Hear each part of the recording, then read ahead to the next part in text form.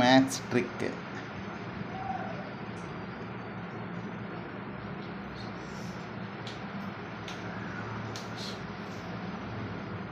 One square 1, 11 square అంటే 2 digits. Right 1, 2. Next less than number 2 less than number 1. 111 square number 3 digits. So right 1, 2, 3. 3 after less than numbers 2, 1.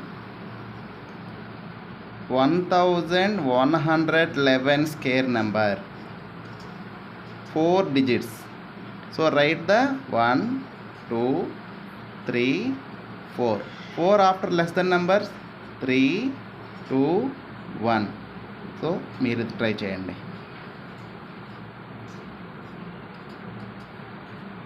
మీకు useful అయితే like చేయండి, subscribe చేయండి.